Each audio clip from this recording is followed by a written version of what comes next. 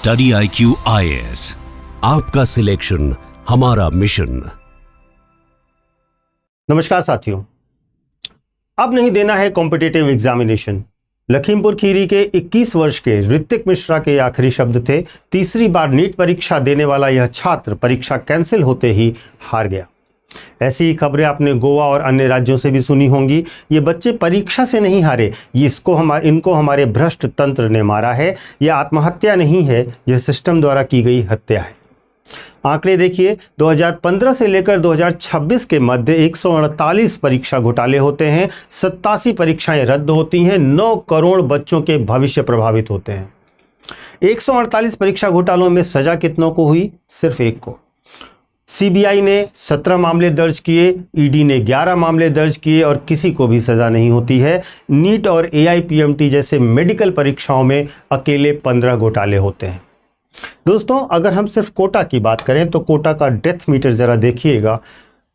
2023 में 26 मौतें होती हैं, 2024 में 17 मौतें होती हैं, 2025 में से लेकर अब तक 14 से ज़्यादा छात्र अपनी जीवन समाप्त कर चुके हैं। लेकिन आज का हमारा यह विश्लेषण केवल नीट और उसके पेपर लीक पर केंद्रित नहीं है। आज हम उस पूरी व्यवस्था को समझने का प्रयास करेंगे जिसे सामान्यतः हम एक साथ नहीं देखते हैं। हम बात करेंगे नेशनल टेस्टिंग एजेंसी के पेपर लीक्स की, हम बात करेंगे यूपीएससी में नकली OBC और दिव्यांगता सर्टिफिकेट के खेल की, हम बात करेंगे उत्तर प्रदेश भर्ती घोटाले से लेकर बिहार टीचर भर्ती और व्यापम घोटाले तक।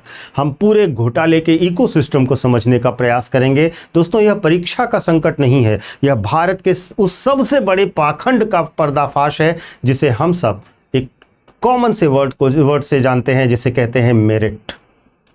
यह वीडियो उन बच्चों के लिए है जिन्होंने अपनी ज़िंदगी के बेहतरीन 3-4 साल इस व्यवस्था को दिए हैं। उन माँ बाप के लिए है जिन्होंने अपने खेत, अपने गहने बेच दिए हैं। और उन नौकरशाहों और नेताओं के लिए भी है जिन्होंने सब कुछ जाना, चुप रहे, खामोश रहे, कुछ नहीं किया। शुरुआत करते हैं देश की सबसे बड़ी मेडिकल प्रवेश परीक्षा, जो अभी न्यूज़ में भी है, नीट UG 2026 की।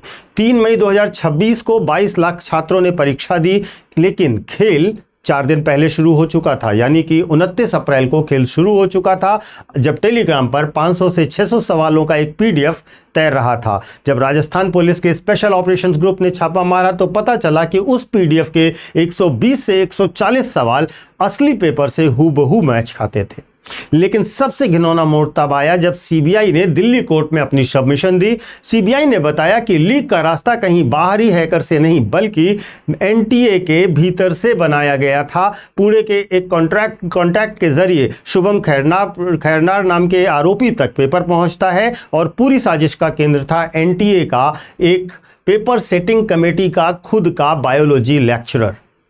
जासूस घर के भीतर था और NTA 7 मई तक सोशल मीडिया पर पोस्ट कर रहा था, परीक्षा पूरी तरह सुरक्षित है, घबराइए नहीं। जरा इस परीक्षा की टाइमलाइन देखिए और इसके पूर्व के घोटालों को समझने का प्रयास कीजिए।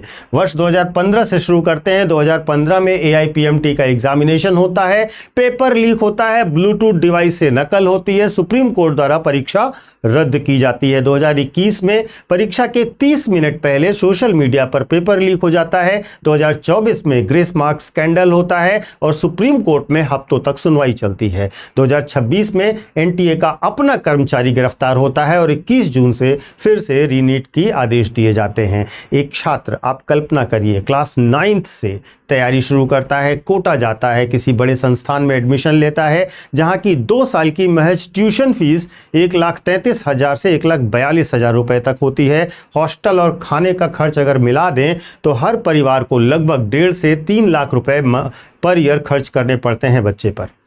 और इस व्यवस्था में सफलता की दर भी जरा देखिएगा, 4.3% है सक्सेस रेट, यानी कि 23 लाख बच्चों में से महज जो 1 लाख बच्चे हैं वो सिलेक्ट होते, 22 लाख बच्चों का फेल होना तय था। व्यवस्था इसे सिलेक्शन नहीं बल्कि एक क्रूर रिजेक्शन फिल्टर की तरह इस्तेमाल करती है। और जब इस रिजेक्शन फिल्टर में भी 20 लाख रुपए पर पेपर की दलाली घुस जाती है तो एक ईमानदार बच्चा कहां जाए और वो पूरी तरह टूट जाता है। यूपीएससी की भी बात करते हैं।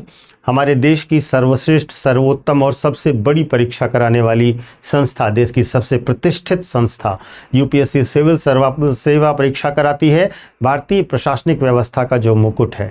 वर्ष 2022 की बात करें, परीक्षा में पूजा खेड़कर नाम की बच्ची, जिसका रैंक थी 841, उन्होंने अपने लिए ओबीसी नॉन क्रीमी लेयर के कोटे का लाभ प्राप्त किया। आय बताई 8 लाख से कम की फैमिली इनकम, जबकि उनके पिता ने 2014 के इलेक्शंस में एफिडेविट में 40 करोड़ रुपए की संपत्ति घोषित की थी।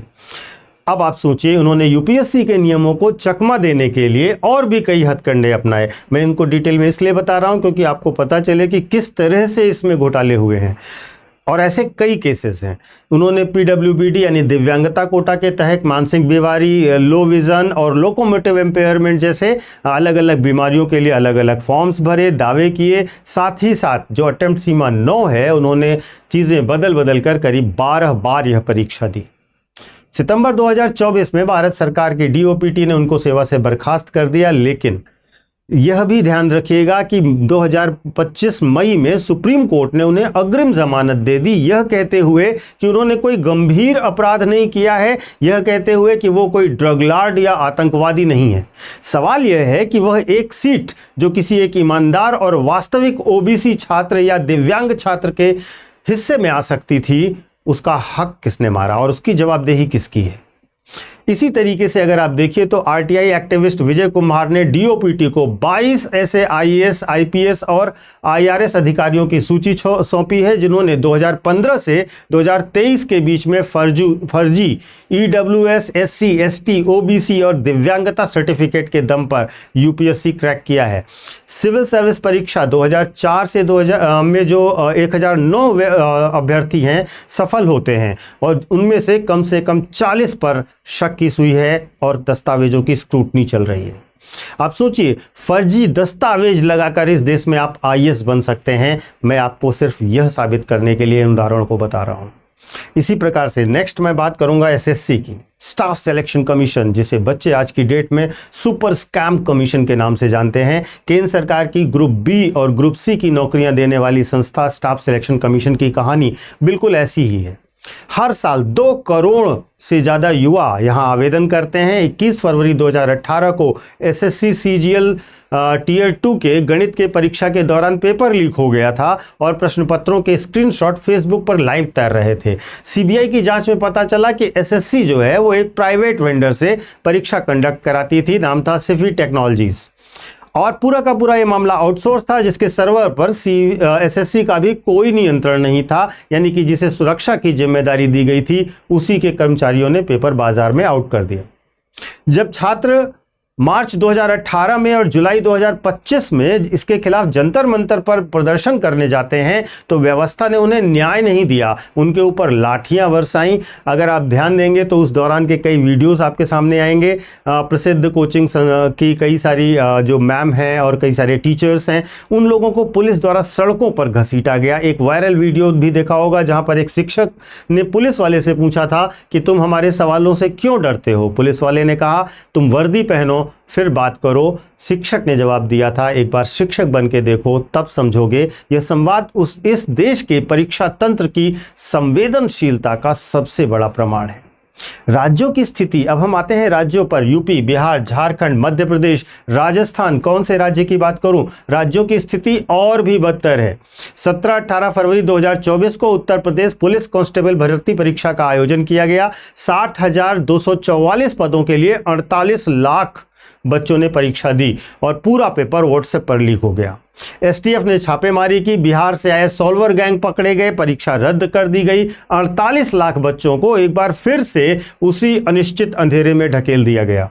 और इस पूरे इंटरस्टेट सिंडिकेट का बेताज मास्टरमाइंड कौन है आप जानते हैं? बिहार के नालंदा जिले का रहने वाला एक पूर्व टेक्निकल असिस्टेंट संजीव कुमार सिंह उर्फ संजीव मुखिया। यह अकेला आदमी एक पूरी समानांतर इंडस्ट्री चलाता है। वह नीट 2024 के पेपर लीक का मुख्य आरोपी है, बीपीएससी शिक्षक भर्ती टीयर 3 का मास्टरमाइंड है और उत्तर प्रदेश कांस्टेबल भर्ती घोटाले में भी उसका नाम शामिल है। सीबीआई के एफआईआर में उसका नाम दर्ज है। बिहार के राज्य में उस पर 3 लाख रुपए का इनाम रखा गया है। 5 राज्यों में इसका सिंडिकेट फैला हुआ है और आज भी वह खुलेआम फरार है। सिर्फ यही नहीं, राजस्थान में 2015 से 2023 के बीच में 14 बड़े पेपर लीक्स होते हैं। गुजरात में 14 से अधिक घटनाएं होती हैं। मार्च 2025 में असम में क्लास 9th और 11th के बोर्ड पेपर्स लीक हो जाते हैं। अब आप समझिए ये लीक का पूरा मैकेनिज्म है। और अब इस पूरे मैकेनिज्म को देखने के बाद, इस ढहती हुई मीनार को ऊपर से देखने के बजाय हमें इसकी जड़ों और उन कड़वे सच्चों को समझना चाहिए जिनकी वजह से ये सब चीज़ें होती हैं और जो चीज़ें सरकारों द्वारा छुपाई जाती हैं। पहला है एनटीए। यह बिना नींव का महल है। 2017 में एनटीए का गठन होता है, लेकिन सच यह है इतने साल बाद भी एनटीए के पास न कोई स्थायी टेक्निकल प्रशासनिक कैडर है। यह पूरी संस्था डेपुटेशन पर चलती है, कॉन्ट्रैक्ट बेस्ड सर्विसेज पर चलती है, कॉन्ट्रैक्ट स्टाफ पर चलती है। देश के 22 लाख बच्चों का भविष्य एक ऐसी संस्था के भरोसे छोड़ा है सरकार ने, जिसके पास ना तो अपना कोई प्रिंटिंग प्रेस है और ना ही सुरक्षित सर्वर। दूसरा बड़ा चीज जिस पर लोग ध्यान नहीं देते हैं वो है प्राइवेट वेंडर का नेक्सस। आउटसोर्सिंग का जो स्कैम चलता है, परीक्षाओं का पूरा इंफ्रास्ट्रक्चर निजी कंपनियों को आउटसोर्स कर दिया गया है। दिसंबर 2025 में संसदीय स्थायी समिति की 371वीं रिपोर्ट में खुलासा किया गया कि जिन वेंडर्स को एक राज्य ने पेपर लीक या धांधली के कारण ब्लैकलिस्ट किया था, उन्हीं कंपनियों को दूसरे राज्यों और केंद्र सरकार की परीक्षाओं के लिए गोपनीय टेंडर दे दिए गए। यह लापरवाही नहीं है और यह एक तरीके से सोची समझी साठगांठ है। तीसरा बड़ा मामला है कानूनी ढिलाई का, स्टैट्यूटरी बेल का। सरकार ने कानून तो बना दिया, लेकिन हमारी कछुआ गति से चलने वाली न्यायिक प्रणाली और चार्जशीट दाखिल करने में जानबूझकर की गई देरी का फायदा उठाकर संजीव मुखिया जैसे बड़े सरगना स्टैट्यूटरी बेल पाकर बाहर आ जाते हैं और दोबारा नया पेपर लीक करने की कहानी में जुड़ जाते हैं। अगर सरकार सच में इस तरीके के कैंसर को ठीक करना चाहती है तो उसे डॉक्टर के राधाकृष्णन समिति की जो अक्टूबर 2024 की रिपोर्ट है, उसकी सिफारिशों को तुरंत लागू करना चाहिए, जिसमें उन्होंने कहा था कि डिजी एग्जाम होना चाहिए। 30 मिनट पहले इनक्रिप्टेड प्रिंट मॉडल दिया जाना चाहिए। पेपरों को महीने पहले से प्रिंट करके ट्रकों और लॉकर्स में घुमाना बंद करना होगा। पेपर पूरी तरीके से इनक्रिप्टेड डिजिटल सर्वर पर होना चाहिए, जो परीक्षा शुरू होने के ठीक 30 मिनट पहले सीधे परीक्षा केंद्र के हाई स्पीड प्रिंटर्स पर डाउनलोड होकर प्रिंट हो सके। इससे बीच के रास्ते में होने वाला लॉजिस्टिक लीक्स पूरी तरीके से शून्य हो सकता है। दूसरा, मल्टीपल शिफ्ट्स में एग्जामिनेशन होने चाहिए। एक ही दिन में 22 लाख बच्चों की ऑफलाइन परीक्षा कराने की जिद छोड़नी होगी।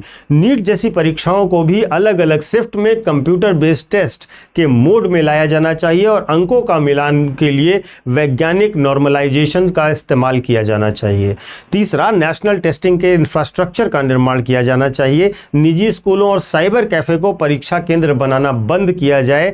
देश के केंद्रीय विद्यालयों, नवोदय विद्यालयों के भीतर एआई, बायोमेट्रिक और 5G जियो फेंसिंग से लैस 1000 राष्ट्रीय मानक परीक्षा केंद्र बनाए जा सकते हैं और उसके आधार पर बेहतर परीक्षा कंडक्ट कराई जा सकती है।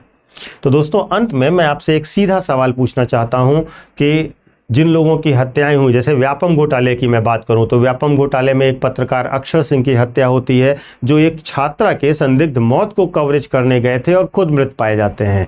नम्रता डावोर रेलवे ट्रैक पर मृत मिलती हैं।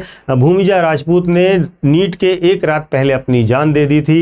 ये कहानियाँ अलग अलग हैं, मैंने आपको जो शुरू में बताया वो भी अलग है, कालखंड अलग है, समयावधि अलग है, लेकिन इन सब में एक चीज़ कॉमन है, एक ऐसा असंवेदनशील सिस्टम जो इन मौतों के बाद भी नहीं बदला।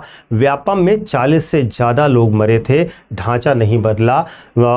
एसएससी में पेपर लीक हुआ, वेंडर वही रहे। नीट में सालों से धांधली हो रही है, एनटीए ने अपनी position as it is maintain रखी है। यह सिर्फ कुछ लाख छात्रों के भविष्य का सवाल नहीं है, यह देश की राष्ट्रीय सुरक्षा और हमारी रीढ़ का भी सवाल है। जब एक डॉक्टर 20-30 लाख रुपए घूस दे करके या पेपर खरीद कर डिग्री लेता है तो वह अगले 35 साल तक मरीजों की जान से खेलता रहता है। जब एक आईएएस अधिकारी फर्जी सर्टिफिकेट के दम पर नीति निर्माण की कुर्सी पर बैठता है तो अगले 35 साल तक देश के विभिन्न जिलों में क्या क्या किया होगा और कौन कौन से तंत्र के में भ्रष्टाचार को किया होगा, आप अंदाज़ा नहीं लगा सकते।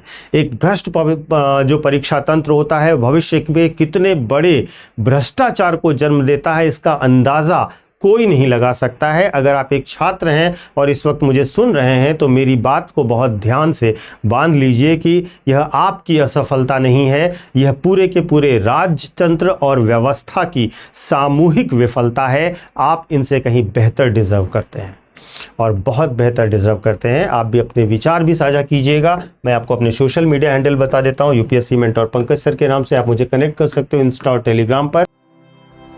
स्टडी IQ IAS, आपका सिलेक्शन हमारा मिशन।